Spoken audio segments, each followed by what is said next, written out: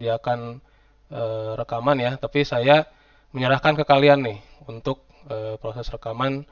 Yang ingin volunteer silahkan acungkan tangan, saya akan jadikan co-host dan kalian bisa rekam gitu.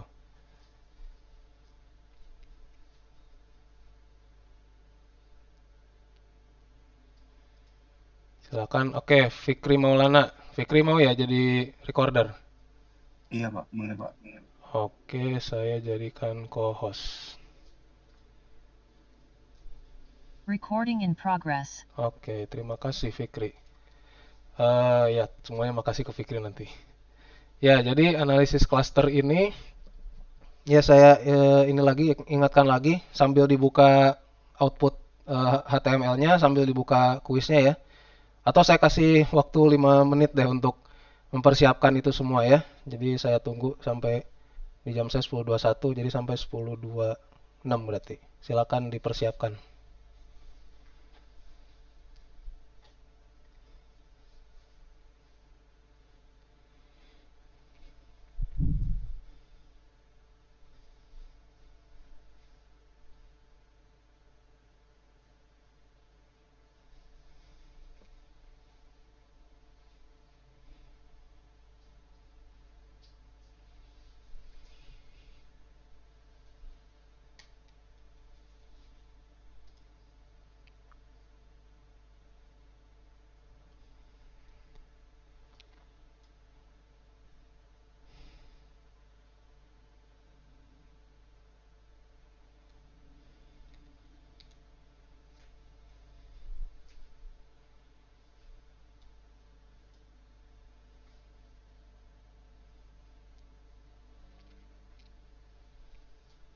Ya, udah semua.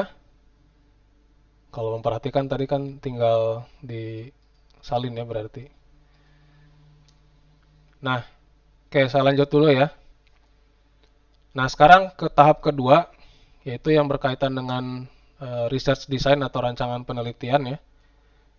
Nah, hal-hal yang kita eh, jadikan isu dalam rancangan penelitian ini biasanya ada 4. Nah, jadi yang pertama adalah jumlah sampel.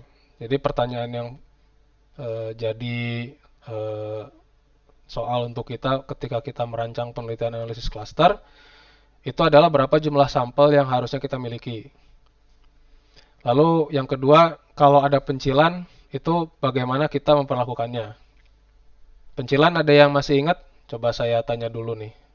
Ada yang bisa menerangkan konsep pencilan nggak? Sesuai dengan pemahaman sendiri deh, nggak usah sesuai buku atau sumber.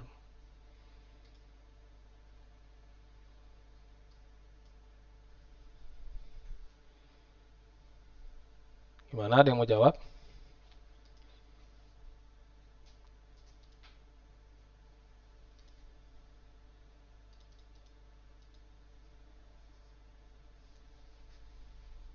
Pencilan ini istilah lainnya juga apa? Ada yang masih ingat nggak?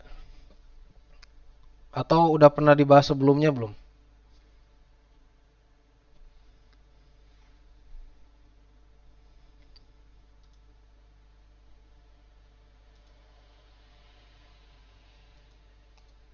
Oke, dari roman mukanya masih belum ada yang tahu ya, tapi saya takut salah ngeduga nih. Oke, ada yoga. Silakan yoga. Gimana yoga?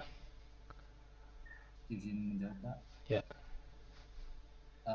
Yang saya ketahui tentang pencilan itu yang saya dapatkan dulu di PPB Madras itu Pak, yaitu pencilan yang saya ketahui nilai yang letaknya berada di luar nilai batas Pak.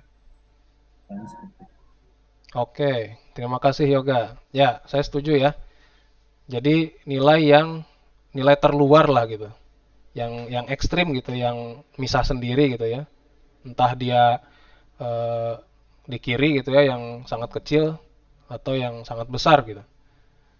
Nah, jadi itu yang disebut pencilan dan itu biasanya jadi penentu juga untuk hasil pengelompokan observasi kita jadi klaster gitu, teman-teman. Nah, gitu ya, jadi yang pencilan. Nah, lalu sekarang gimana kita ngukur kesamaan atau ketidaksamaan. Nah, tadi kita di awal menyinggung istilahnya adalah similarity ya, kesamaan ya. Nah, tapi nanti di selanjutnya kita akan mempelajari juga bahwa sebenarnya itu yang kita jadikan ukuran itu adalah sebenarnya ketidaksamaan gitu. Tapi karena itu adalah hal yang hal yang saling berkebalikan gitu ya, jadi ya nggak terlalu masalah gitu apa yang kita ambil jadi pengertiannya. Lalu yang keempat adalah standarisasi data. Nah iya tadi ini Salsa sebenarnya langsung jawab di ini juga nggak apa-apa ya, di intrusi suara gitu ya, outlier gitu ya, bisa dilihat di kolom chat. Jadi si standarisasi ini jadi pertanyaan juga gitu ya.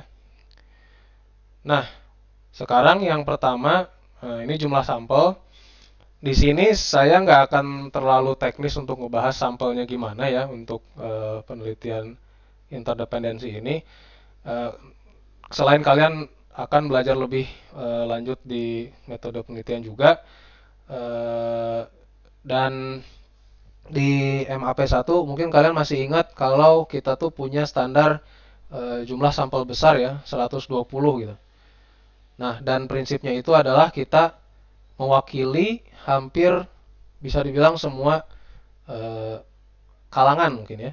Jadi kita ngambil sampelnya itu merata gitu di wilayah analisis kita. Ya, jadi ingat lagi yang namanya EPSAM ya dulu, equal probability of sampling selection method gitu ya. Jadi semua objek itu punya kesempatan yang sama untuk dipilih gitu. Nah, kurang lebih seperti itu.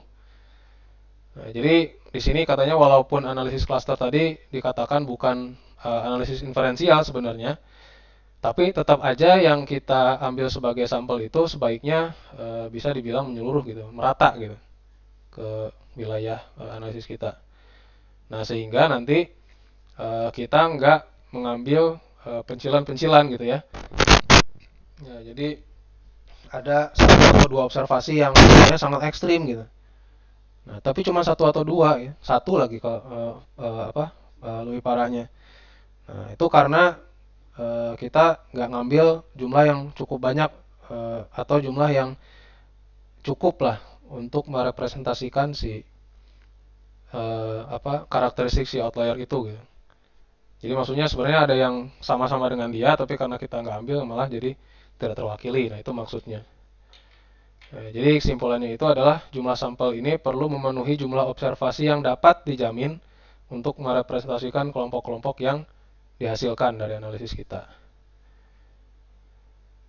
Nah, lalu tentang pencilan tadi ya. Nah, pencilan ini berpengaruh ya sekali lagi untuk representativitas. Nah, jadi maksudnya adalah sejauh apa hasil analisis kita ini, si klaster yang kita bentuk ini, ya bisa dikatakan merepresentasikan struktur yang sebenarnya gitu. Nah, pencilan ini kita bisa pandang sebagai ya observasi yang pertama ya, observasi yang benar-benar tidak sesuai dengan kebanyakan objek di populasinya gitu. Jadi ya kasus khusus misalnya ya yang benar-benar langka gitu.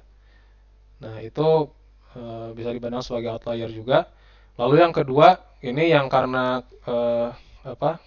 sampling yang error tadi atau galat tadi, itu jadi representasi dari kelompok yang tidak signifikan gitu dalam populasi. Nah, ini yang ketiga juga demikian ya. Maaf, yang kedua ini memang ada kelompok yang memang bisa dibilang sangat kecil gitu ininya jumlahnya gitu di dalam suatu populasi. Yang ketiga ini yang baru karena sampling error gitu ya. Jumlahnya tidak mencukupi untuk merepresentasikan si kelompok tersebut gitu. Nah, cara yang dipakai itu bisa bermacam-macam.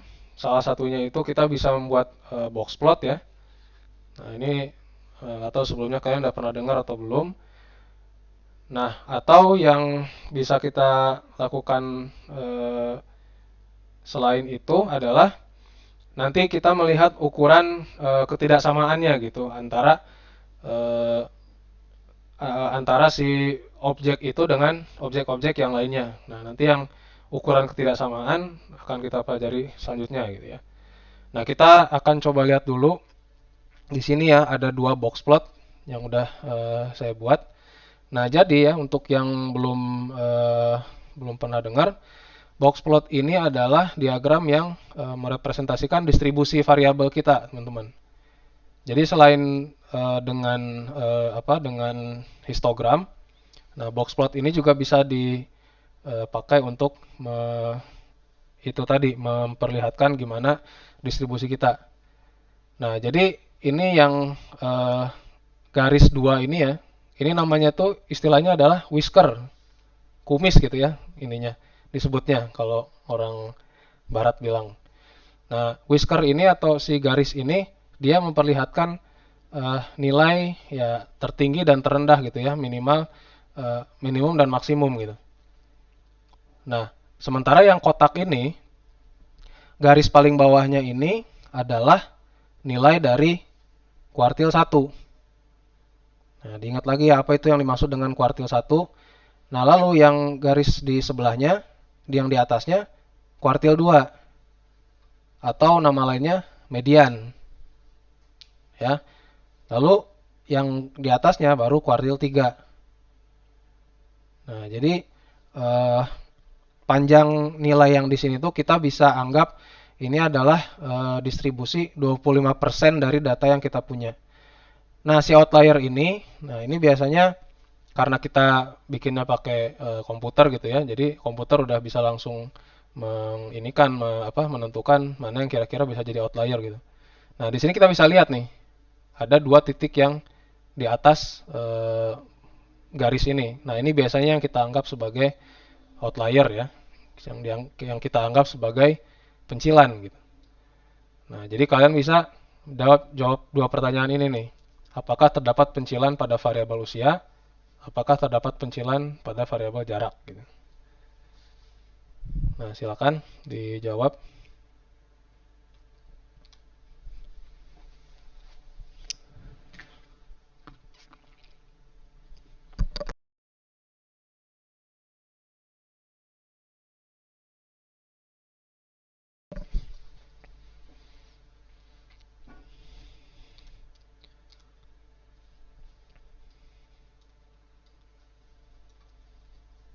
Udah semua?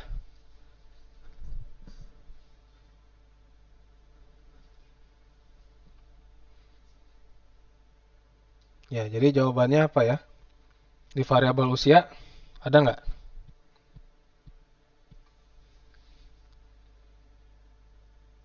Tidak ada ya, Pak.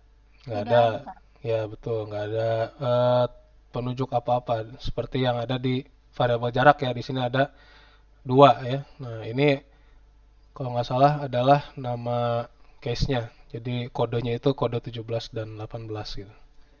Oke, jadi bisa dipahami ya yang dimaksud dengan outlier. Nah, yang kedua adalah, nah ini baru kita masuk ke ukuran. Ukuran dissimilarity atau ketidaksamaan. Ya, jadi di awal itu kita tadi nyebutnya ukuran kesamaan gitu ya. Nah, di sini sebenarnya kita menyebut ketidaksamaan itu karena nilai ukuran yang makin besar ini itu menunjukkan objek yang saling tidak sama. Ya, jadi maksudnya itu ukuran ketidaksamaan ini sebenarnya bisa dibilang jarak gitu ya. Nah, jarak berdasarkan variabel yang kita pakai tadi, yang kita jadikan tolok ukur gitu. Nilai dari variabel itu kita anggap sebagai jarak yang memisahkan si objek-objek gitu. Nah, makin besar si ukuran jaraknya itu, ya berarti kan kita bisa bilang dia makin tidak sama ya. Kemiripannya makin kecil gitu lah, bisa dibilang. Nah, jadi makanya kita bisa nyebut juga dissimilarity gitu, atau bisa juga similarity measure gitu. Nah, lalu karena kita menggunakan jarak ya, artinya kita menggunakan angka. Nah, variabel yang kita pakai itu hanya bisa interval rasio. Nah, kalau yang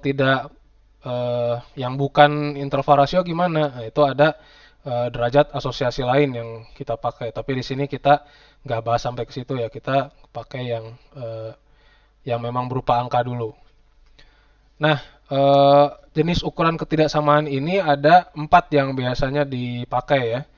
Dan yang umum ada di perangkat lunak statistik juga ya. Dalam hal ini kita pakainya berarti SPSS gitu ya. Yang pertama itu ada Euclidean Distance Measure, lalu ada Square atau Absolute Euclidean Distance Measure. Nah, jadi Euclidean Distance ini dikuadratkan atau nilainya diabsolutkan. Lalu ada City Block atau Manhattan Distance, dan yang terakhir ada Mahalanobis Distance. Nah, kita bahas satu-satu. Nah, Euclidean Distance ini sebenarnya adalah ukuran jarak yang sering kita pakai nih di kehidupan sehari-hari. Jadi ini adalah sebenarnya jarak garis lurus ya antara dua titik gitu. Ya. Jadi misalkan kalian kalian tinggal di kosan gitu. Kosan kalian ada di Belwis misalnya. Nah, kalau ditanya jarak dari Belwis ke ITERA berapa? Nah, kalian langsung narik garis lurus ya. Mana ya di sini pennya nggak ada. Ya, jadi kalian misalkan kosannya di sini, lalu ITERA di sini.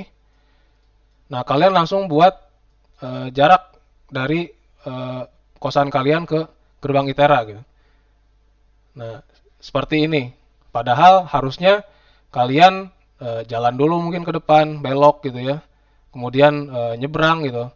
Dan seterusnya sampai di gerbang ITERA misalnya. Nah, ini jarak yang kalian pakai di sini itu bukan jarak yang Euclidean tadi.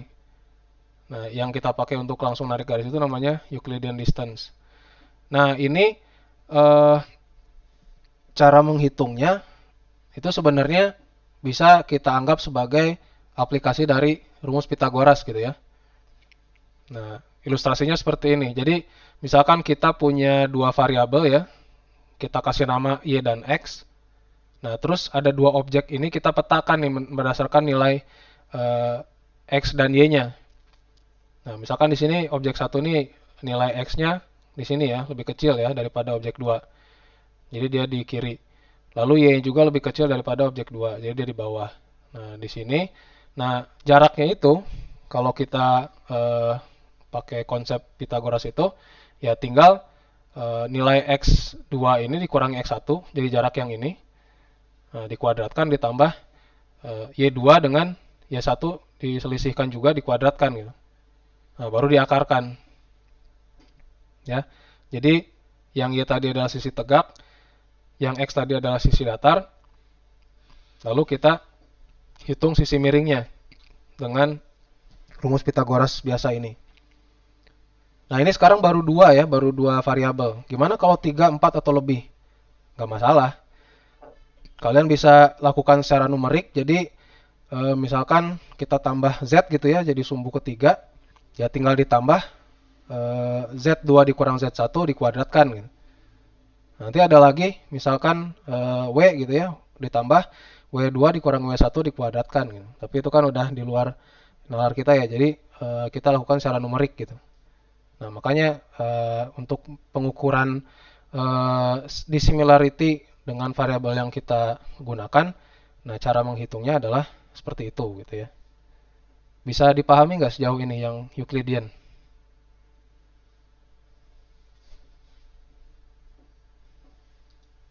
Bisa, Pak.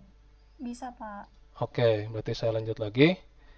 Nah, sekarang square atau absolute Euclidean. Nah, ini ya tinggal kita mengkuadratkan atau kita ngambil nilai absolut dari Euclidean tadi. Jadi ini kita akarnya kita kuadratkan lagi ya, jadi nggak ada artinya. Atau kita cuma ngitung si selisih ini atau penjumlahan kuadrat ini ya absolutnya itu adalah yang hasil tanpa akar kuadrat tadi gitu.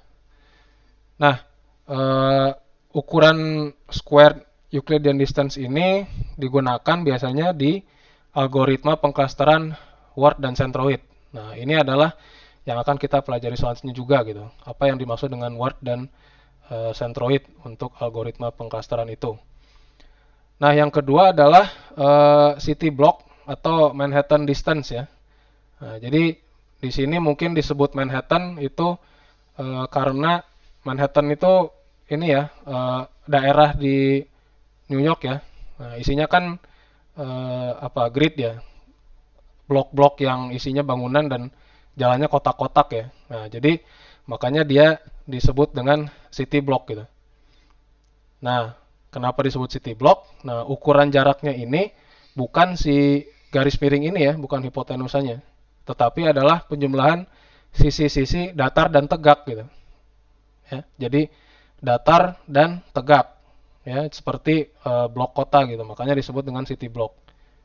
Nah, jadi nilai selisih ini diabsolutkan lalu ditambahkan. Nah, jadi dia merepresentasikan si dissimilarity-nya gitu. Nah, kelemahan si penggunaan dissimilarity dari city block distance ini, dia bisa tidak valid ketika variabel-variabel y dan x ini misalnya itu punya korelasi yang tinggi gitu ya. Nah, jadi kelemahannya di situ. Nah, yang terakhir Mahalanobis distance ini mungkin bisa dikatakan jarang dipakai ya, tapi kalau dari buku kita bisa simpulkan ini adalah distance yang paling kuat gitu. Jadi dia tidak terpengaruh dengan korelasi karena dia memperhitungkan standar dari jarak ya. Jadi variabel-variabelnya itu dibobotkan juga dan dia menggunakan nilai standar dari variabel tersebut gitu dibanding nilai absolutnya. Jadi dia lebih adaptif mungkin ya ininya hasilnya gitu. Ya, jadi intinya yang perlu kalian ketahui adalah jenis-jenis si ininya ya, si apa namanya, si ukuran ketidaksamaan itu dan kapan ini dipakai kira-kira. Ya, cuma yang paling sering dipakai sih memang ini tadi ya Euclidean distance gitu ya, dibanding city block juga. Oke, nah sekarang kita ke kasus ya. Nah, di sini kita menghitung si Euclidean distance ya antara responden-responden nih. Ini ada contohnya 12 dengan 15 gitu. Nah, variabelnya yang pertama kita punya usia ya, dan yang kedua jarak. Nah, di sini kita ambil si usia yang 12 ya. Ya, usia yang 12 itu adalah 20. Nggak muncul ya. 20 dan yang ini ya. Dan yang 15 adalah 46. Nah, maka dia ditaruh di sini. Nah, dikurangi, dikuadratkan biasa. Dan yang ininya sama. Ininya tuh 0. Lalu yang 15, 4000 gitu ya. Nah, ditambahkan, dikuadratkan, ditambahkan, lalu diakarkan. Nah, jadi segini. Nah, sekarang kalian gunakan konsep yang sama untuk responden 12 dengan 48. Ya, perhatikan juga ininya ya, desimalnya gitu. Saya kira udah disebutkan di ini ya. Ya, jadi silakan ya dikerjakan kurang lebih 1 menit kayaknya ya.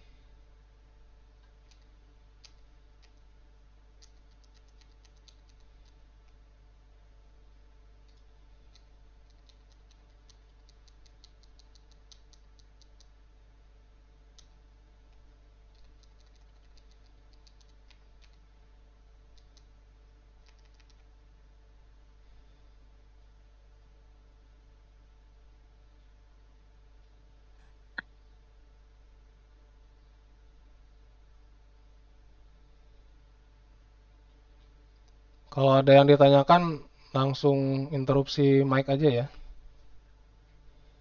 Kalau ada yang dibingungin gitu, pengen ditanya.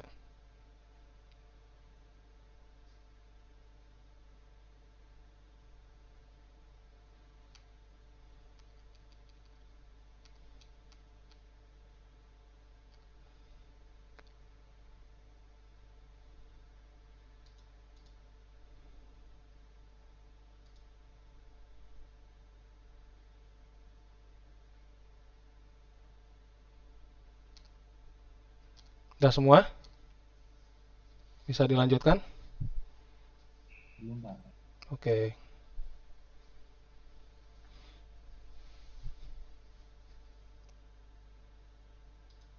Ini padang hitungnya pakai apa ya? Penasaran.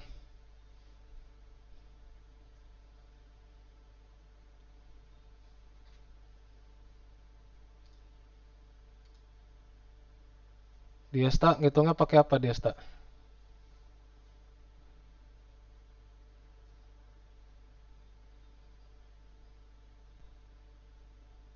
Dimas?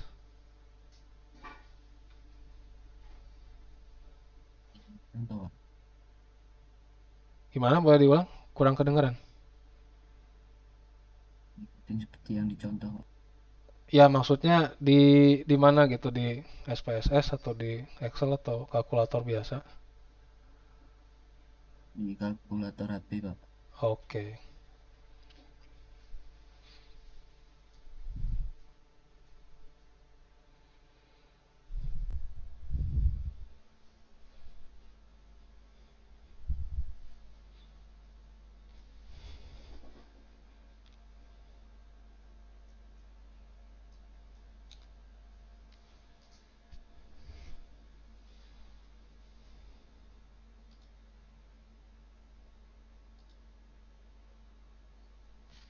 Yang udah selesai boleh ngacung ya.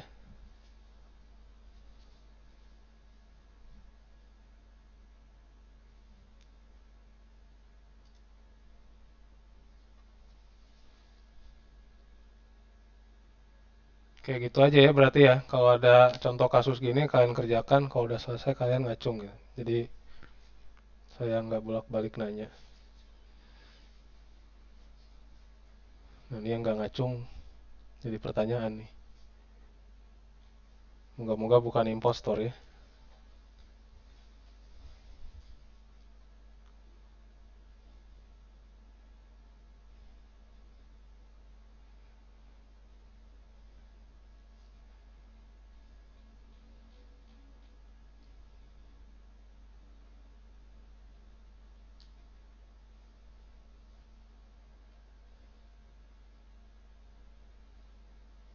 Oke, hampir setengahnya ya ini udah ya.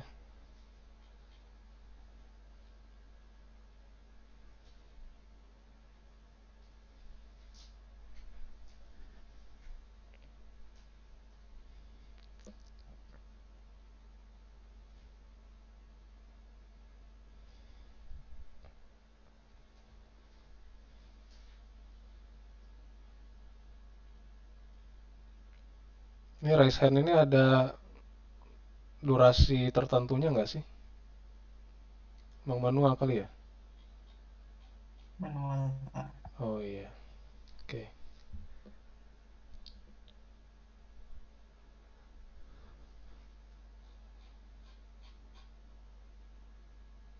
Oke, 30 orang lagi apa kabar nih? Kesulitan?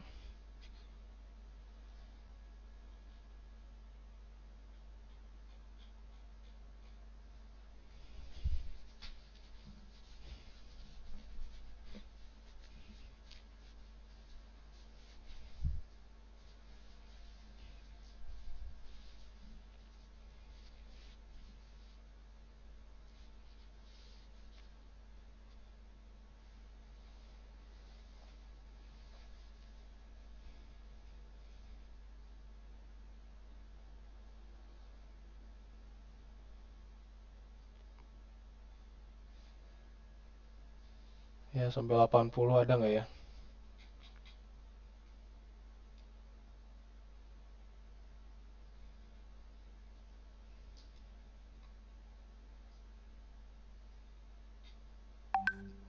Apakah masih bertambah? Pak, Ya, mohon maaf Pak, izin silakan. bertanya. Ya, silakan. Untuk nomor-nomor sebelumnya itu jawabannya jika menggunakan desimal itu pakai koma atau pakai titik ya Pak? Saya udah set dua-duanya sih, tapi nanti bisa saya ini kok, nggak. Kalau kalian misalkan salah masukin desimalnya terus salah ya nggak akan langsung saya salahin terus juga. Nanti kan ada koreksi lagi. Jadi nanti bisa disesuaikan lah intinya. Baik Pak, terima kasih. Oke, 21 orang lagi. Apa kabar? Ya, ketahuan nih kan mana yang berlindung di balik layar hitam.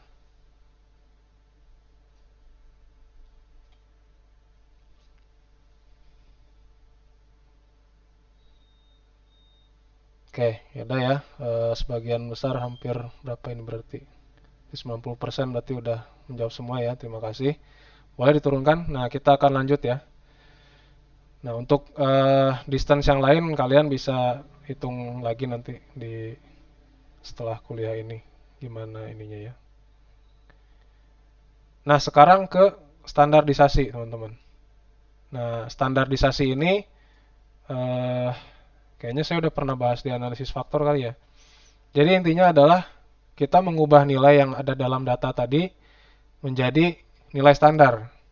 Nah, nilai standar ini maksudnya apa? Nilai standar ini adalah nilai yang sedemikian rupa sehingga rata-ratanya itu bernilai 0 dan standar deviasinya bernilai 1. Nah, caranya gimana? Ini kita menjadikan dia nilai Z atau Z-score ya. Nah, jadi nilai yang ada di masing-masing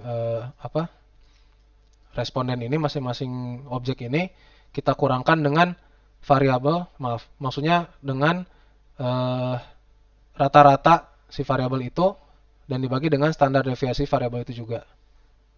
Ya. Nah, jadi di sini kita menstandarkan itu dengan nilai Z ya. Nah, atau ada juga yang namanya standarisasi within case atau row centering. Ya. Nah, kita ke nilai Z dulu. Nah, nilai Z ini dipakai ketika kita punya variabel yang skalanya itu beda jauh. Ya, misalkan pengeluaran gitu ya. Pengeluaran per bulan. Nah, pengeluaran per bulan itu kan bisa sampai puluhan atau bahkan ratusan juta ya. Jadi rentang nilainya itu bisa dari ya malah bisa dari minus mungkin ya kalau dia ngutang gitu. Sampai ke ratusan juta gitu. Nah, terus yang kedua kita misalkan ngambil apa? Luas tanah gitu, luas tanah atau luas kafling rumahnya. Ya, jadi kalau luas kafling ya mungkin ya nggak mungkin lah sampai ratusan juta meter persegi gitu ya. Berarti dia tinggal di mana itu punya kota sendiri kayaknya. Nah, itu kan berbeda ya. Nah, jadi kita standarkan si dua variabel itu dengan langkah yang tadi. Kita ambil rata-ratanya, kurangkan, lalu dibagi dengan standar deviasi. Ya. Nah, itu yang untuk nilai Z. Nah, sementara untuk yang within case standardization ini biasanya digunakan untuk variabel yang bersifat response, yang punya response style effect. Nah, maksudnya apa? Ini adalah nilai yang variabelnya itu isinya misalkan dari 1 sampai 5, 1 semua gitu ya, tidak semua. Atau 5 semua gitu, atau 3 semua. Nah, ini biasanya kalau ada kuesioner ya, kita entah itu di apa ya. Kalian sekarang udah mulai ngisi kuesioner di Siakad ya kayaknya ya. Saya baru pernah baca bannernya gitu. Nah, itu ya sama di zaman saya juga ada yang kayak gitu. Nah, ya isinya yang males dan cuman pengen lihat nilai ya 4 semua gitu ya di isinya. Atau 3 semua gitu. Nah, itu distandardisasi dengan ini tadi within case standardization itu. Tapi di sini kita nggak akan bahas ke sana ya, kita yang Z-score aja. Oke, nah ini kasus lagi. Sekarang pertanyaannya, apakah variabel-variabel ini perlu kita standarisasi terlebih dahulu? Nah, mengapa ya? Nah, kalian bisa tuliskan ya, gimana skala yang kalian lihat atau rentang nilai yang kalian lihat antara usia dengan jarak gitu. Oh, ini kayaknya cuman dalam puluhan gitu. Ini bisa sampai puluh ribuan. Nah, itu gimana dari yang tadi? Apakah jadinya perlu kita standarisasi? Nah, terus yang kesembilan, berapa standar usia untuk responden 12? Ya, tadi kalian kan udah di awal banget ngitung berapa rata-ratanya dan berapa standar deviasinya juga. Itu berarti tinggal nilai ini dikurangi dengan nilai rata-rata tadi dibandingkan atau dibagi dengan nilai standar deviasinya. Ya, baik untuk usia maupun jarak. Oke, silakan dikerjakan ya kalau udah raise hand lagi kayak tadi.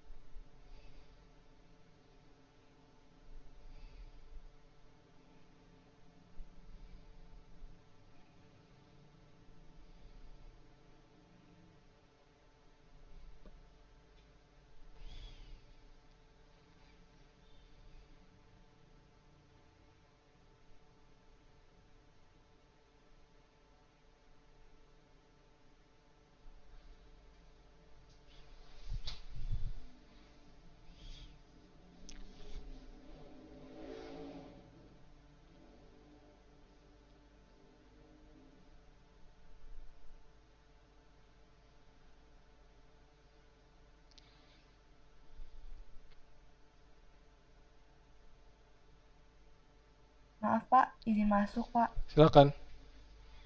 Mau nanya Pak, tadi rumus untuk mencari nilai standarnya itu bagaimana ya Pak? Rumus nilai standar. Nilai standar itu nilai ini, aduh mana pen saya?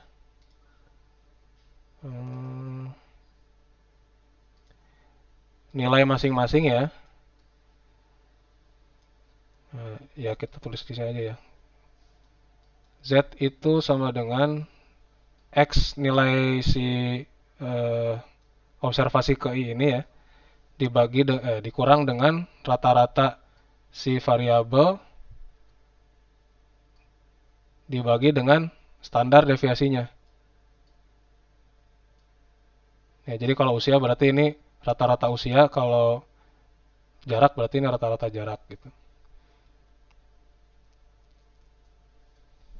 Oke, baik. Terima kasih Pak.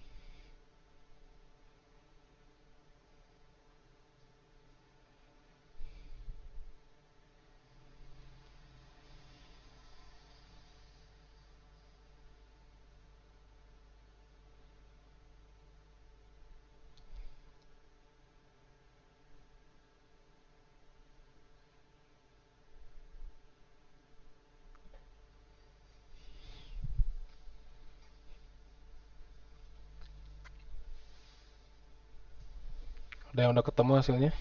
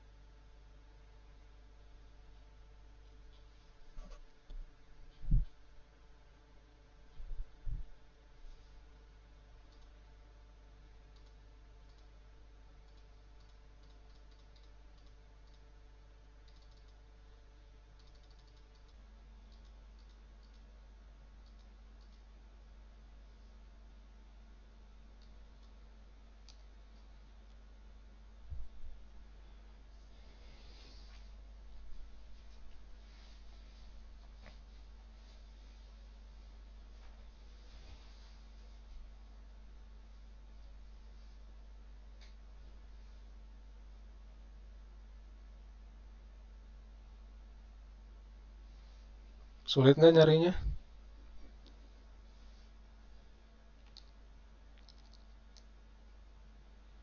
Harusnya sih enggak.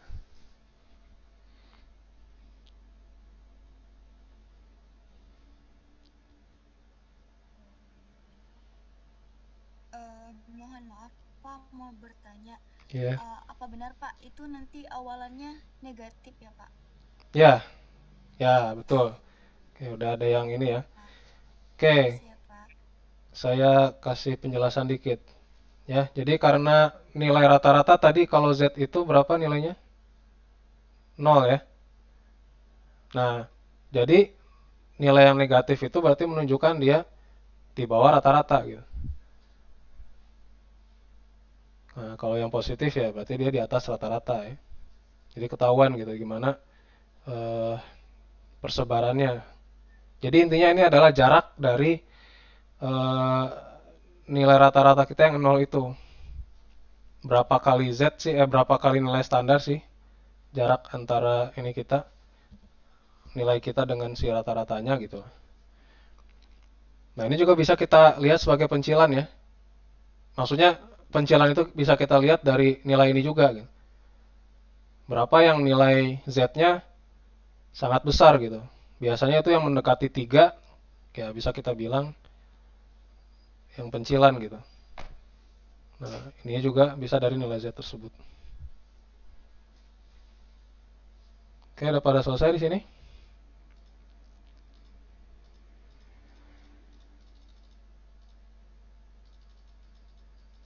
Ada yang raise hand, jadi saya nggak tahu.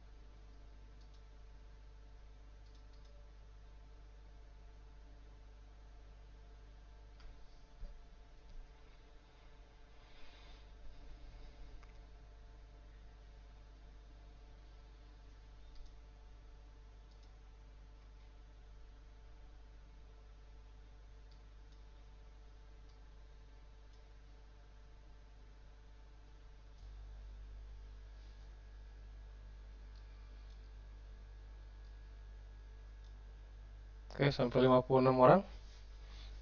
30-nya masih berjuang kah?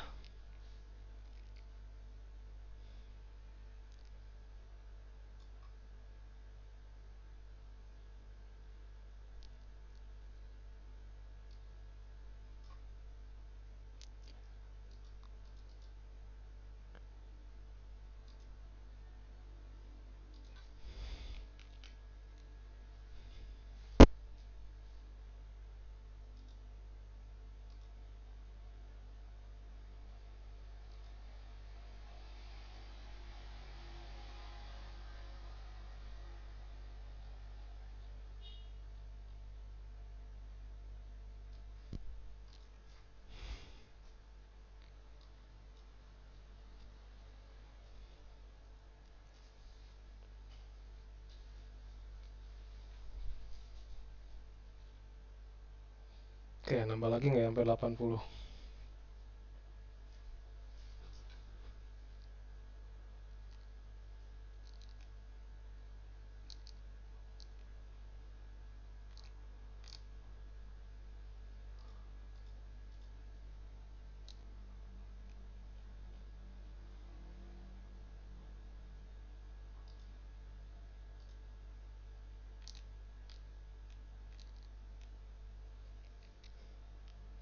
Ya, jadi yang nomor 9 jawabannya negatif 0,881 ya. Yang nomor 10 negatif 0,737. Oke, bisa dipahami ya. Caranya mudah sebenarnya. Izin bertanya, Pak. Oke, silakan. Untuk jawaban nomor 8 itu apa ya, Pak? Masih belum paham, Pak. Nah, oke, gini. Ya terima kasih pertanyaannya ya sebelumnya. Usia ini rentangnya berapa kalau dari pengamatan kalian?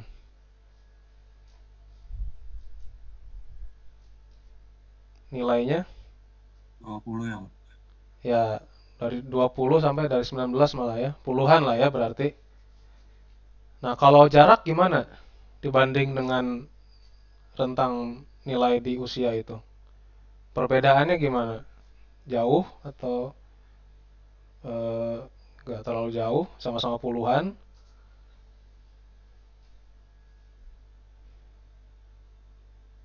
Kebayang nggak maksudnya? Jadi jauh kan? Jadi ini sampai ribuan ya, malah puluhan ribu. Nah, sementara ini cuma puluhan. Nah, di situ kita perlu standarisasi karena dia mencakupi rentang nilai yang berbeda satu sama lain.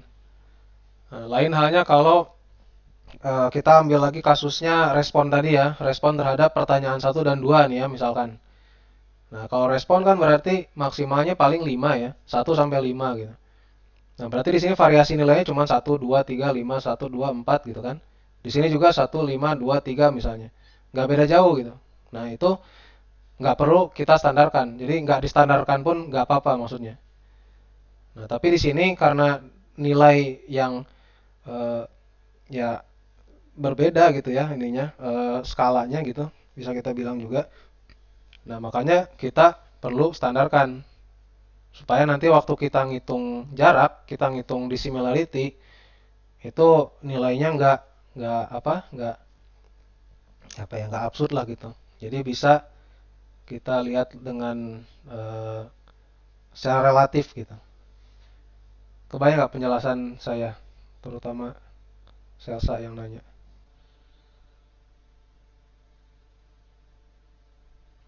Iya, Pak. Jadi jawabannya karena rentang nilai antara usia dan jarak itu terlalu jauh ya, Pak? Ya, perbedaannya kalian bisa juga bilang karena usia rentangnya cuma puluhan, sementara jarak sampai puluhan ribu gitu. Ya, intinya idenya seperti itu. Tapi kalau kalimat ya kalian bisa rangkai sendiri lah, saya yakin. Oke, lanjut lagi ya. Izin Pak, Ya, silakan Cindy. tadi yang nomor 8 itu kalau saya tadi langsung ini Pak, untuk menyamakan satuan saja kayak gitu Pak.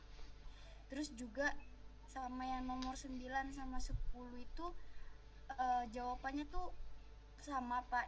Tapi kebalik, tadi Bapak itu jawaban nomor 9 Bapak, itu jawaban nomor 10 saya, kayak gitu Pak. Nah, Apa berarti saya kurang salah ya teliti. Pak? Kurang teliti nih. Kamu tadi ngitung yang usia yang Tadi saya dimasukin ke nomor. usianya pakai yang 20 dikurang 31,25 dibagi 15,262. Jadi hasilnya negatif 0,737 Pak. Ntar. Usia ya. Iya, sedangkan yang jaraknya itu pakai 0. 0 dikurang 7585 dibagi 8600,262. Jadi hasilnya negatif 0,881 Pak. Oke, sebentar. Saya cross check.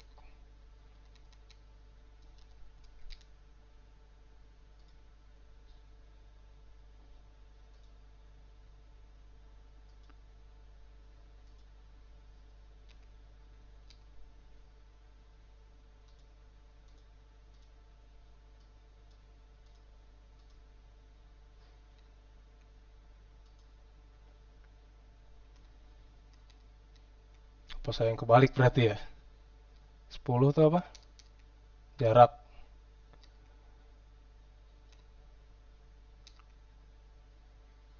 Oh iya, kebalik benar-benar. Ya, berarti ini ya, ketukar ya antara 9 sama 10-nya saya yang ketukar. Ya, nanti gampang lah tinggal dibenerin. Kan bisa di otak-atik habis ini. Tapi intinya kalian paham lah gimana ininya. Oke, makasih ya Cindy. Berarti Cindy udah teliti nih ngerjainnya. Oke, lanjut lagi ya. Nah, ini cuman menunjukkan aja. Pak, terima kasih kembali Pak. Nah, ini saya nunjukin gimana jadinya ketika kita meletakkan titik-titik ya antara skor yang udah kita standarisasi tadi ya. Nah, jadi kelihatan kan di sini nilainya rentangnya ya mungkin tadi sama seperti yang Cindy bilang ya, satuannya bisa disamakan gitu ya. Bisa saya setuju juga. Nah, jadi di sini kelihatan gimana jarak antar masing-masing observasi ya. Nah, ini yang nanti kita akan kelompok-kelompokkan gitu ya, dengan metode yang kita akan pelajari lagi selanjutnya. Oke, jadi ini bentuknya. Nah, sekarang asumsi tahap ketiga. Nah, di sini dia cuma berbicara tentang jumlah sampel dan multikolinearitas ya. Intinya di sini jumlah sampelnya seperti yang tadi kita bahas, kalau bisa dia representatif gitu ya, walaupun bukan analisis parametrik. Nah, yang kedua adalah multikolinearitas itu diminimalkan untuk variabel-variabel yang kita perhitungkan. Nah, makanya di sini kalau kita punya lebih dari 10 variabel misalnya, nah kita bisa pakai dulu analisis faktor yang kemarin buat tahu mana aja variabel yang tergabung dalam satu faktor. Nah, baru dari situ kalau misalkan dari 10 tadi kebentuk 5, kebentuk 2, ya berarti kita ambil satu dari masing-masing faktor tersebut untuk kita jadikan variabel pengklasternya gitu ya. Nah, jadi ini sederhananya seperti itu. Nah, sekarang ini baru yang kerja sebenarnya lah bisa dibilang. Kita mengelompokkan si cluster. Mengelompokkan variabel jadi cluster maksudnya. Nah, di sini ada yang namanya algoritma ya. Nah, di sini kalian perlu tahu juga, dan mungkin di pengenalan komputer dan software udah dikasih tahu ya algoritma itu ya. Jadi langkah-langkah yang kita gunakan untuk mengelompokkan si objek-objek tadi. Dan di akhir nanti kita menentukan berapa jumlah cluster yang terbentuk. Ya. Nah, kelompok besar algoritma pengklasteran ini ada dua. Yang pertama ada metode hierarkis dan non-hierarkis. Ya, jadi yang metode hierarkis dari namanya kita bisa tebak kalau dia punya jenjang ya. Nah, jadi dia mengelompokkan objek ini berdasarkan urutan ketidaksamaan atau kesamaan. Jadi urutan si dissimilarity tadi, entah pakai Euclidean, entah pakai squared Euclidean atau city block ya, atau Mahalanobis. Nah, jadi secara berjenjang sebanyak n kurang 1 kali. Ya, jadi jumlah kita melakukan pengelompokan ini pasti jumlah objek dikurang 1. Jadi kalau kita punya 20 objek tadi, ya berarti kita mengelompokkan dari 20 cluster istilahnya ya. Jadi satu cluster itu kita anggap satu variabel, satu objek. Nah, dia akan dikelompokkan terus-terusan sebanyak 19 kali sampai nanti jadinya cuman ada 2 cluster. Gitu. Jadi antara ya 20 tadi entah kebagi 2 atau ya mungkin satu cluster 19 objek malahan ya, yang paling ekstrim yang satu cluster lagi itu isinya satu objek aja. Nah, jadi nanti dia akan membentuk struktur seperti pohon gitu. Nanti kita akan lihat. Nah, sementara yang non hierarkis ini adalah kita mengelompokkan objek tapi langsung dikelompokkan dengan ya dengan metode yang ya sebenarnya ada hitungannya tapi kita nggak akan terlalu jauh ke sana karena itu yang akan melakukan komputer gitu ya. Nah, di sini kita udah menentukan dari awal berapa jumlah klasternya ya. Beda dengan non hierarkis. Dengan hierarkis. Kalau hierarkis kita bikin dulu aja gitu, bikin gimana urutannya, baru nanti kita putuskan gitu ya. Dengan konsep yang kita punya juga salah satunya. Nah, kita masuk ke metode hierarkis dulu. Jadi metode hierarkis ini secara umum bisa dibagi menjadi metode aglomeratif dan divisif. Ya, jadi maksudnya aglomeratif ini kita menggabungkan ya aglomerasi dimulai dari jumlah klaster sebanyak n observasi tadi. Jadi tiap observasi itu dipandang sebagai satu klaster. Nah, terus dia digabung sehingga terbentuk satu klaster besar yang berisi n observasi semua gitu ya. Jadi mulai dari 20 berarti sampai jadi 1 malahan. Satu klaster yang isinya 20 variabel 20 objek, maaf. Suka ketukar saya variabel sama objek sekarang. Nah, tadi kita aglomeratif itu menggabungkan, divisif ini tinggal kebalikannya aja. Jadi yang tadi kita bergerak dari 20 objek ke 20 klaster ke satu klaster. Kalau yang ini dari satu klaster ke 20 ya. Jadi tinggal sudut pandangnya aja yang dibalik gitu. Nah, makanya di sini kita hanya akan bahas aglomeratif karena ini yang lebih mudah diterima ya, yang lebih mudah kita pahami gitu, yang ada alat visualisasinya juga. Nah, ini ada 4 jenis ya untuk algoritma pengelompokan atau klasterisasi itu yang termasuk ke dalam metode hierarkis. Oke, jadi di sini ada single linkage yang pertama ya. Nah, kalau di SPSS ini namanya jadi nearest neighbor. Kenapa nearest neighbor? Nanti kita akan tinjau. Lalu yang kedua ada complete linkage. Ya, kalau di SPSS ini namanya farthest neighbor. Lalu yang ketiga ada average linkage. Dalam SPSS namanya within group linkage. Ini siapa yang mic-nya? Hari? Apa kabar, Ri? Santai. Oke, berarti masih di sini ya. Terima kasih. Ya, emang harusnya masih di sini sih. Lalu ada centroid. Jadi di SPSS namanya centroid clustering dan yang terakhir adalah Wurtz method ya. Berarti 5 dong. Kenapa saya nulisnya 4? 5 ya berarti ya, mohon maaf. Nah, yang pertama, nearest neighbor. Ini kita mengelompokkan observasi yang memiliki ukuran ketidaksamaan terkecil ya.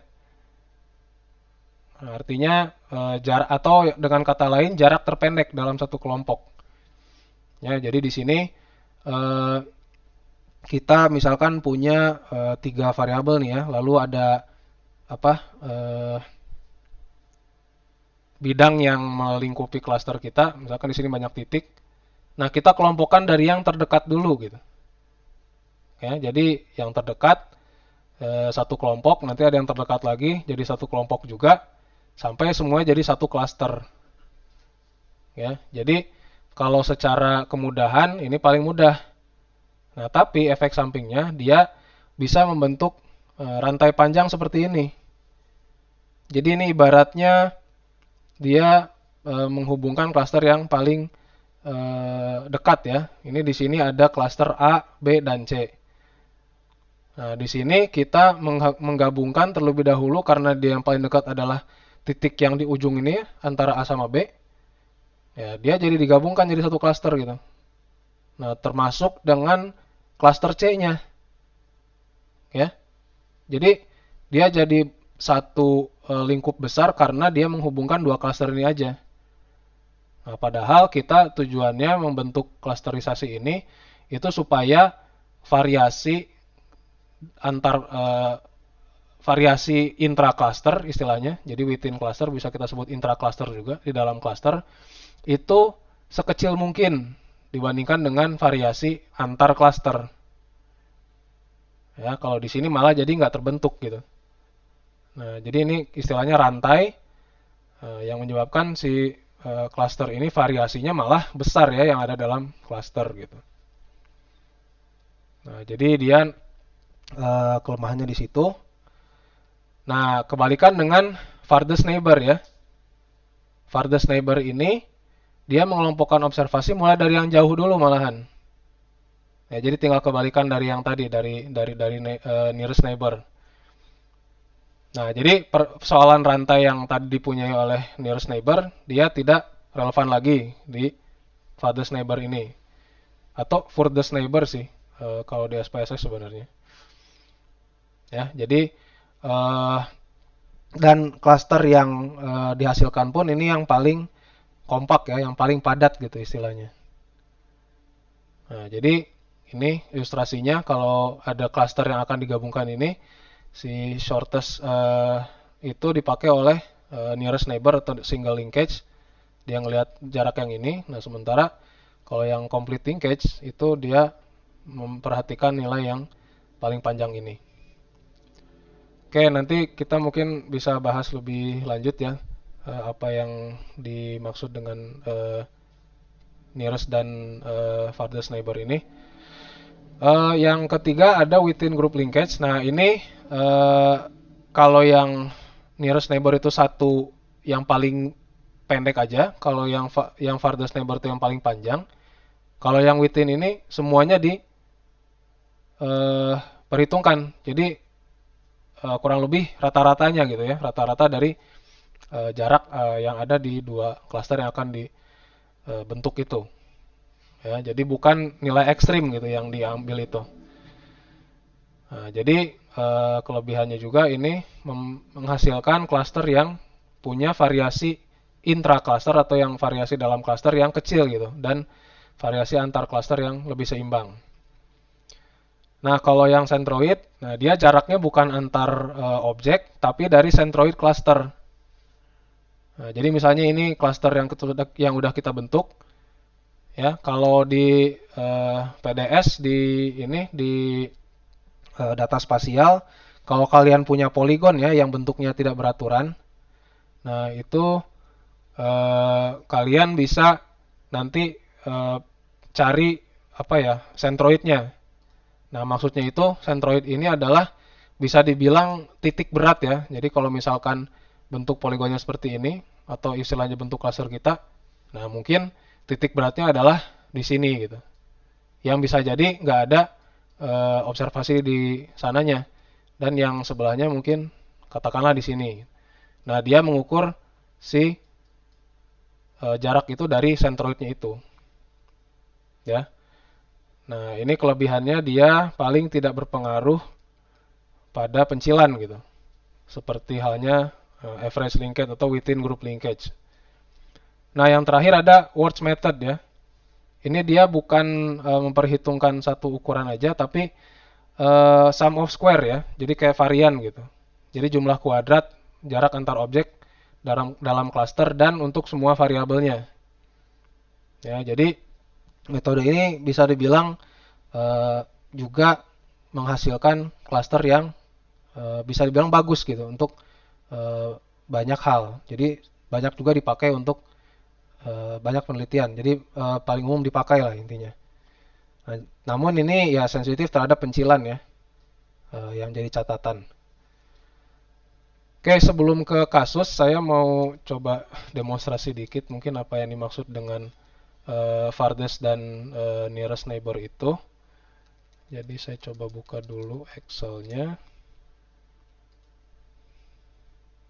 Mana ya?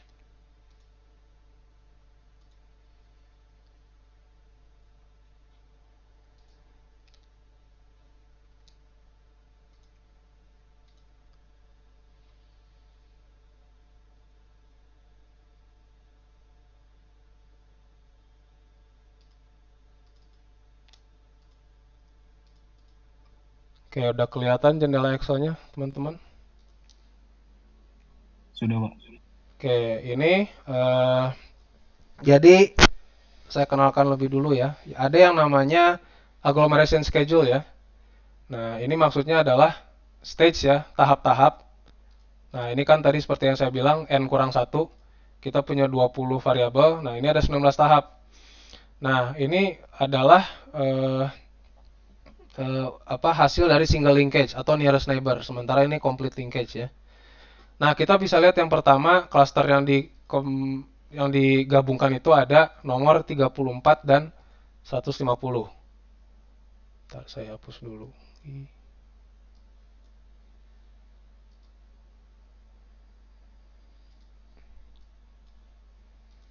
Ya, 34 dan 150.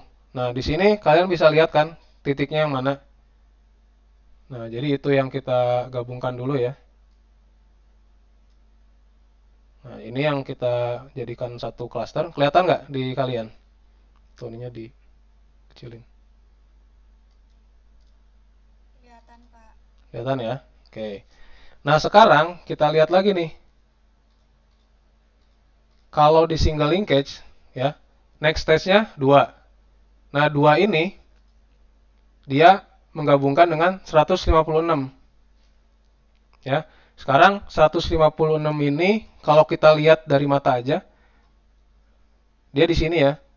Sementara yang complete linkage, dia next stage-nya 2. Berarti stage 2 itu digabung dengan 12. Ya, 12-nya di sini. Nah, kelihatan nggak yang paling dekat yang mana, yang paling jauh yang mana?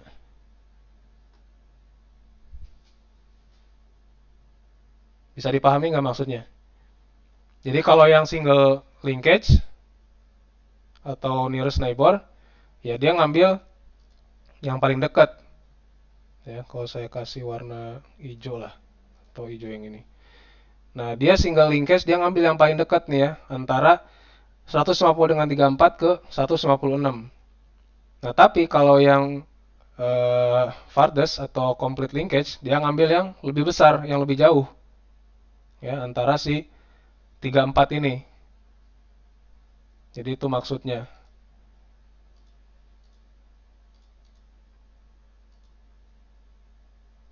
Yang biru misalnya ya. Nah, ini kalau kita pakai farthest neighbor, kita jadinya punya kelompok cluster yang ini, bukan yang dengan 156. Ya, kebayang nggak ininya, penjelasannya, maksudnya?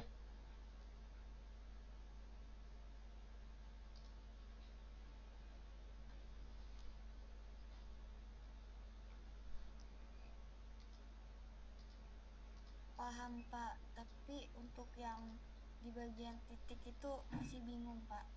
Bagian titik. Oke, maksud titik ini paham dulu nggak? Mungkin Cindy yang bisa bantu jawab.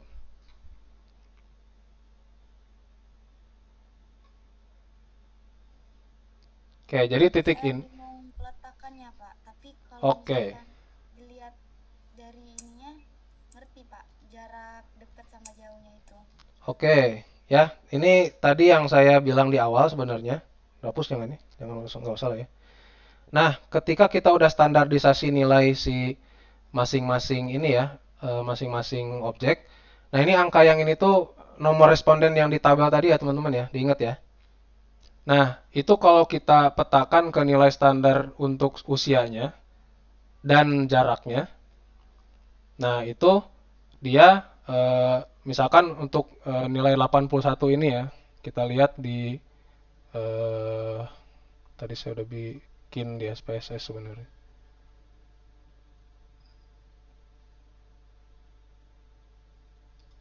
Nah, coba cari 81 nilainya berapa? Nih ya, minus 0,5 dan 2,2 ya. Diingat. Nah, tadi yang negatif 0,5 itu adalah jarak. Nah, jarak mana dia? Nah, di sini ya. Ini kan negatif nih. Nah, negatif 0, ini kan di tengah-tengah ya, 0 sama negatif 1. Jadi ini negatif 0,5. Nah, itu maksudnya. Jadi kalau kita petakan dengan nilai standar tadi jadinya gini. Nah, ini yang kita jadi bahan untuk menentukan cluster gitu. Dan ini ingat ya, baru 2 variabel. Kalau nanti kalian masukin 3 ya udah nggak kebayang lagi, makanya dimasukin ke SPSS saja. Gitu ya. Jadi mudah-mudahan bisa dipahami. Lalu kita balik lagi ke kasusnya.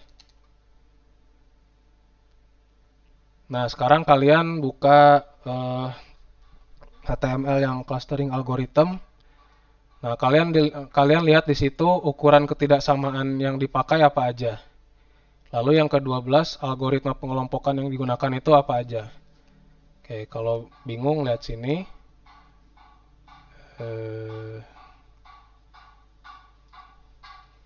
Nah, untuk yang pertama, ukuran ketidaksamaan atau dissimilarity, itu kalian tinggal lihat di, bentar, mana ini saya? Kalian tinggal lihat di, bisa case processing summary ya. Nah, di sini ada apa nih? Euclidean ya. Yang kedua, oh masih Euclidean. Ini ada 3 kan ya.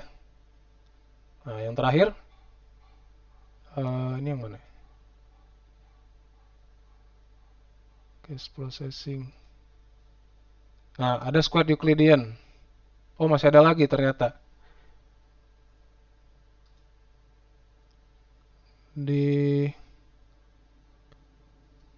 Nah, atau enggak di proximity matrix-nya. Nah, lihat di judul tabelnya. Squared Euclidean ya. Nah, jadi apa aja tuh? Ada squared Euclidean. Squared Euclidean. Ada Euclidean. Nah, jadi itu yang dipakai. Paham? Nah, sekarang untuk algoritma, ya tinggal dilihat di judul-judul yang ini. Yang pertama ada single linkage ya. Nah, ini agglomeration schedule yang tadi kita bahas. Lalu ada complete linkage. Lalu yang terakhir ada word linkage. Ya, jadi silakan dijawab sesuai dengan bahasan tadi. Harusnya sih bisa lebih cepat ya.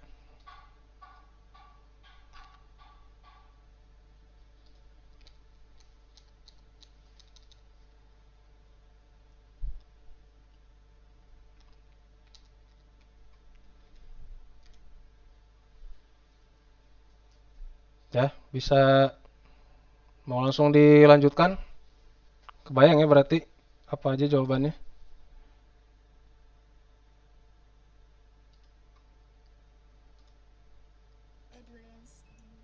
Sama square 2 ya, Pak?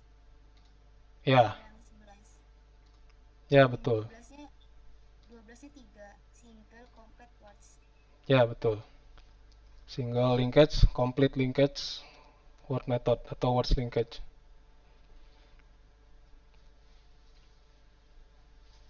Ya, kita lanjut lagi ya. Nah, sekarang kita kenalan dengan diagram ya yang menunjukkan urutan pengelompokan objek tadi menjadi cluster. Nah, tadi kita udah bahas yang namanya agglomeration schedule. Nah, kalau kita jadikan gambar, nah ini jadi diagram yang namanya dendrogram ya. Nah, dendrogram ini asal katanya dari kata dendro ya, dendrit ya. Kalau kalian ingat dulu di biologi, di sel otak itu ada yang namanya dendrit ya, cabang-cabang yang ada di ujungnya itu. Nah, itu karena ini berbentuk cabang juga makanya disebut dendrogram. Nah, maksud dendrogram ini adalah dia menunjukkan penggabungan objek-objek yang mirip gitu ya berdasarkan si algoritma yang kita pilih. Nah, ini misalkan ada kita pakai algoritma Ward. Nah, kita bisa lihat di sini yang terhubung pertama kali itu adalah objek nomor 34 dan 150 gitu. Lalu kemudian ada 12, ada 156 sampai nanti 117. Nah, nanti ke berapa nih? 1 2 3 4 5 6 7 objek ini yang tergabung dalam satu klaster itu digabungkan ya dengan melihat garis ini ke klaster yang ini. Yang isinya objek 112, 166, 88, 135 gitu ya. Nah, jadi yang ditunjukkan di sumbu mendatar ini adalah jaraknya gitu ya. Jadi dengan jarak dissimilarity sebesar 5 misalnya. Ya, kalau saya gambarkan garisnya.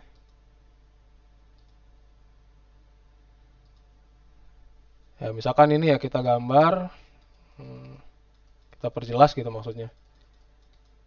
Nah, jumlah klaster yang kita ambil itu adalah yang jumlah garis mendatar ini. Jadi yang menghubungkan si kaki yang ini ya. Nah, berarti ini bisa kita tarik, dia membentuk satu klaster ini, satu, nah terus kemudian garis yang ini, ya, 2, ini harus nyambung ya. Kalau dia ada garis ke sini dan dia kena sampai mana ya kita berarti harus mencakup itu juga. Dan yang terakhir yang ini. Gitu ya. Jadi ngelihatnya dengan jarak tertentu, terserah mau kita ambil berapa, ini berarti dengan jarak 5 kita punya 3 klaster gitu. Sekarang kalau jarak 10,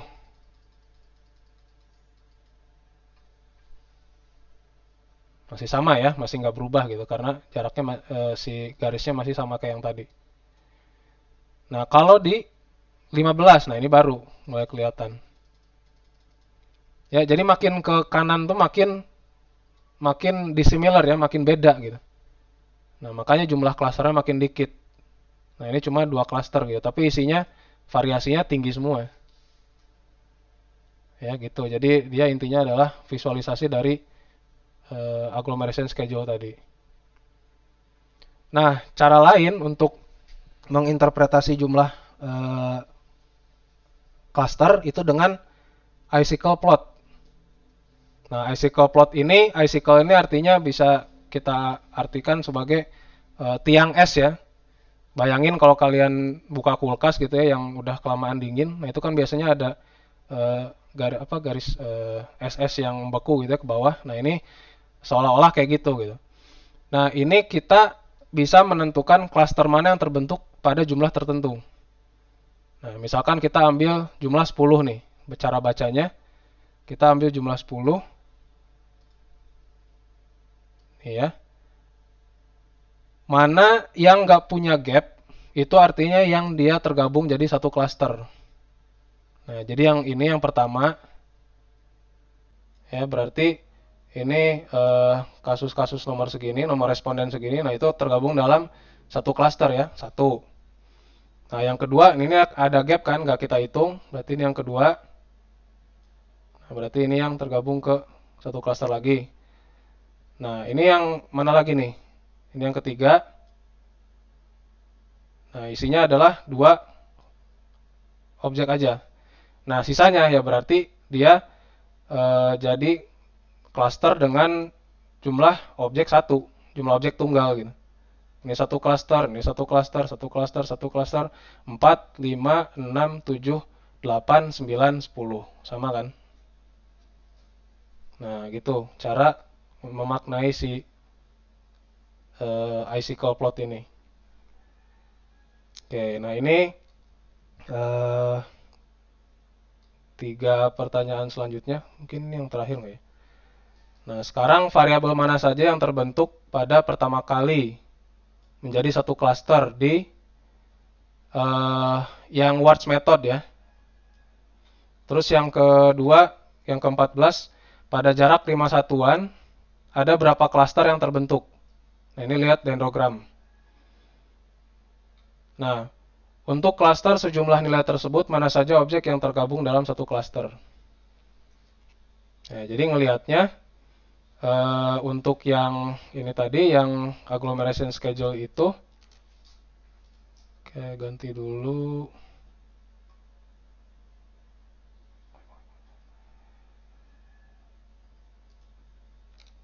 Oke, kita lihat ke yang ini ya. Nah, yang terbentuk pertama kali itu, yang nilai stage cluster first appear-nya 0 semua. Artinya sebelumnya dia nggak ada tergabung sama siapa-siapa. Ya, jadi yang pertama itu ada 4, berarti ya 4 dan 12, karena ini 0 dan 0. Terus ada 10 dan 14, 0 dan 0. Nah, kalau yang salah satunya bukan 0, berarti dia bukan terbentuk pada pertama kali. Karena artinya dia pertama kali ini muncul di stage 3. Ya, siapa nih? Si 1. Ya, nah ini 1, oh ternyata muncul di stage 2 juga gitu. Nah, 1 pun ternyata munculnya dia bergabung dengan cluster si yang ada objek keempatnya. Dia di stage 1. Jadi 1 ini bukan yang bukan yang terbentuk di awal walaupun dia nilainya 0. Ya, jadi memaknainya gitu. Nah, kemudian ke dendrogram, berarti kalau jaraknya 5, ya tinggal di ini tadi aja ya, dimaknai dengan yang saya kasih tahu tadi. Ya kita tinggal kelompokin nih, yang garis lurusnya itu menghubungkan kemana gitu ya. Berarti ini 1, 2, 3. Nah, 3 klaster kan. Nah, untuk jarak yang 5 tadi kita punya 3 klaster. Nah, mana aja yang tergabung dalam 3 klaster. Nah, ini tinggal dikira-kira ya. Ini ada 5. Nah, 3 ini, nah mungkin yang ini harusnya. Ya, jadi dia garisnya sampai sini gitu. Nah, kalian tinggal lihat. Oh, berarti yang jadi satu klaster yang sampai sini. Terus sampai sini. Terus sampai sini. Gitu ya. Nah, bisa kalian pakai untuk menjawab kuisnya.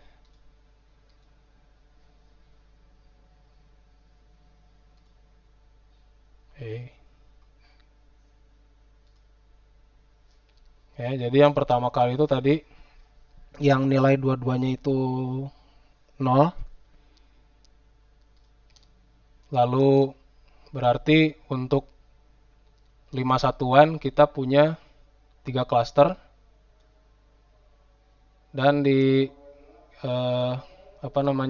objek yang tergabung dalam 3 klaster itu lihat di icicle plot ya. Ya, nggak kerasa udah azan ya. Dikit lagi ya. Kita dengerin dulu azan. Sambil dijawab.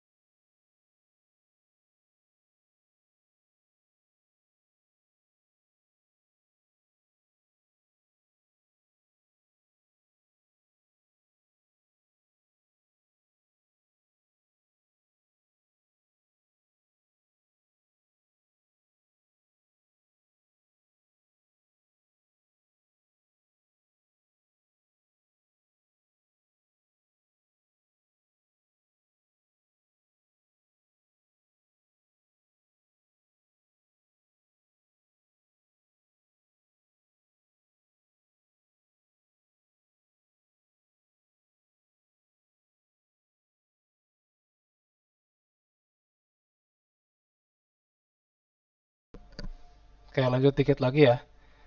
Eh, yang metode non hierarkis ini nggak banyak yang ingin saya sampaikan kecuali dia namanya adalah K-means clustering ya kalau di SPSS. Nah, jadi kalian nanti bisa coba-coba itu. Nah, dia intinya melakukan clustering dengan jumlah cluster yang kita sudah tentukan di awal.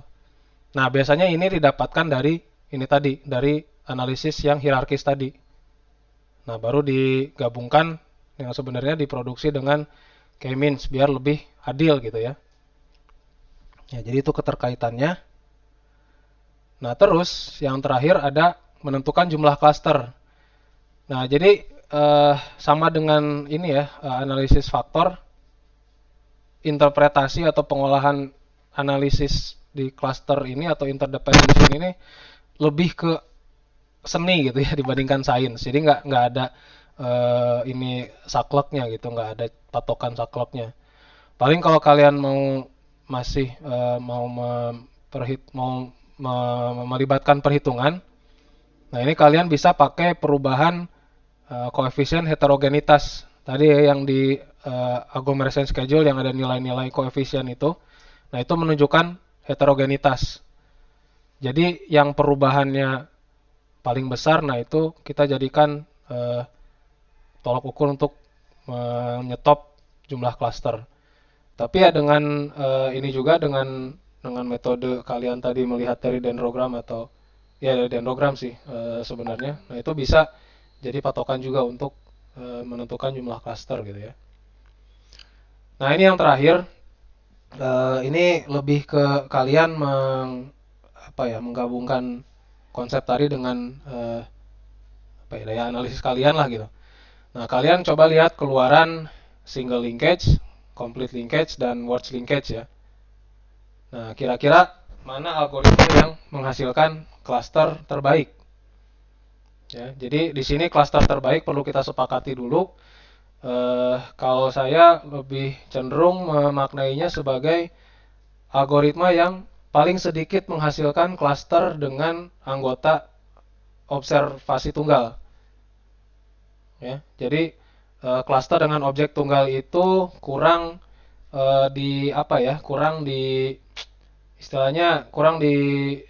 diprioritaskan gitu atau tidak jadi pilihan gitu. Karena dia jadinya lebih kita anggap sebagai pencilan aja, sebagai observasi atau objek yang tidak representatif gitu. Padahal kan belum tentu. Nah, kalian bisa lihat nanti, bisa bandingkan mana nih kira-kira yang lebih mencakup semua objek gitu. Ya. Ya, nanti kalian bisa lihat gimana si words linkage ini perbedaannya dengan yang lain. Dan berdasarkan algoritma yang kalian pilih ini, itu berapa cluster yang bisa terbentuk. Atau tanggung lah ya, saya kasih lihat aja sekalian. Terakhir.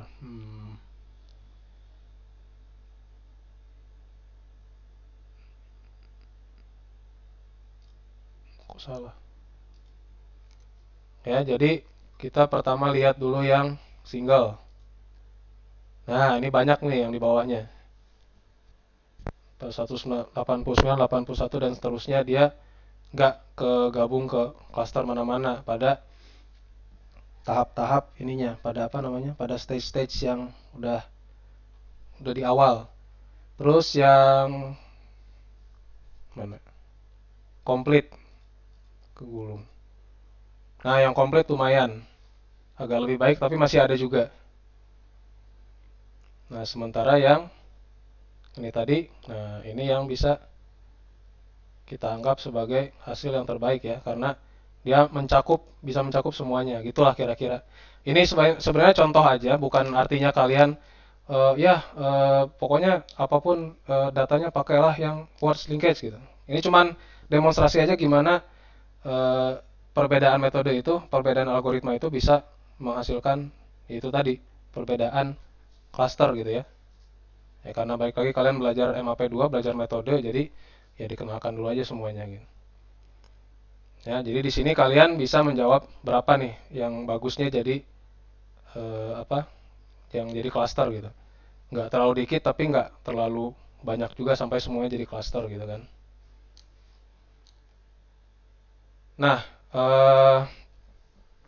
kedua terakhir ya interpretasi nama cluster. Nah, di sini nanti kalian bisa memperhatikan karakteristik nilai objek yang tergabung dalam satu cluster. Nah, jadi kalian petakan si ininya belum dipindah ya. Si hasil observasinya mana yang termasuk ke dalam cluster tersebut. Nah, ini kalian buat misalkan si jaraknya itu kalian lihat rata-ratanya gitu. Lalu lihat pola nilai jaraknya itu ada di rentang berapa misalnya. Lalu di usia yang berapa. Nah, misalkan misal ya, usia yang klaster pertama ini besar-besar gitu, tua-tua, tapi jaraknya besar-besar juga gitu. Ya, berarti kan ini istilahnya kakek-kakek strong gitu ya, atau kakek nenek strong gitu, istilahnya gitu. Jadi kita kasih nama ininya kayak gitu. Terus ternyata ini kecil-kecil tapi jaraknya juga pendek-pendek gitu. Ya bisa dibilang pemuda-pemudi mager gitu misalnya. Nah, jadi intinya nama yang mewakili aja kayak yang analisis faktor tadi gitu. Nah, itu dengan melihat si ininya ya, si karakteristik masing-masing variabel di cluster tersebut. Ya, untuk yang keenam itu validasi, tapi ya lebih ke apa ya namanya? Kita melakukan si ini tadi, melakukan si analisis cluster tadi, tapi di data lain gitu. Oh ya, mungkin yang terakhir banget adalah tadi kita punya outlier, nah itu bisa kita keluarkan ya si kasusnya dari analisis cluster kita. Jadi diulang lagi gitu. Oke, materinya cukup sampai di sini sebenarnya. Masih ada yang mau ditanyakan dulu?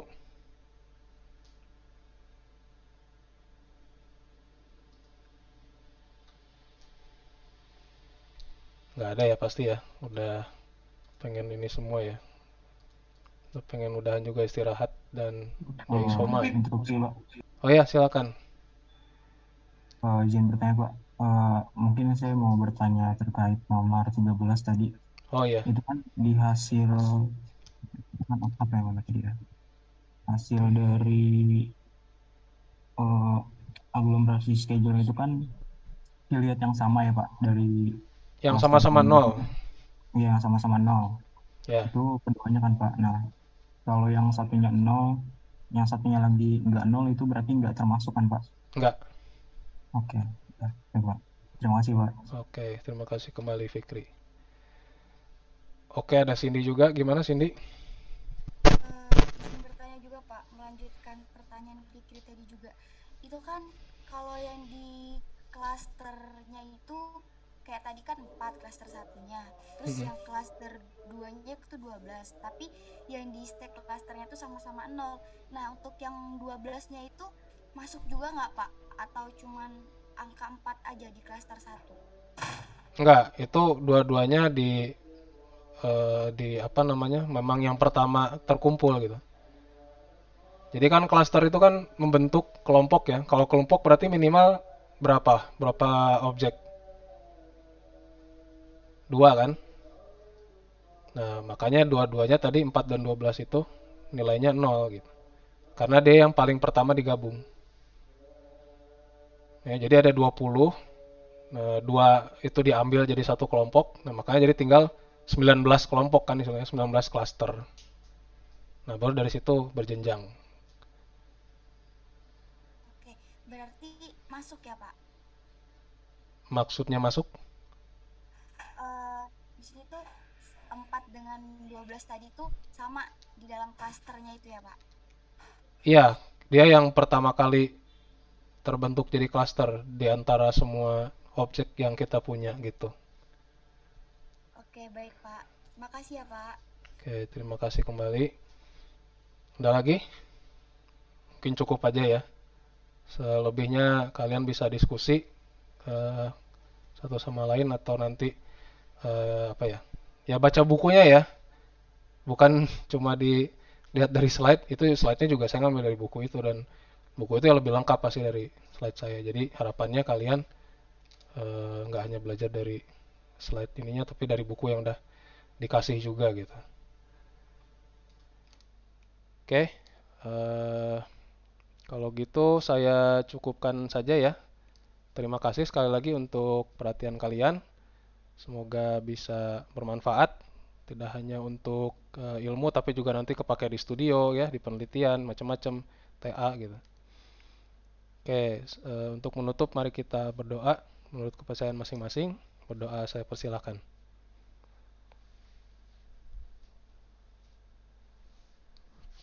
Berdoa dapat dicukupkan.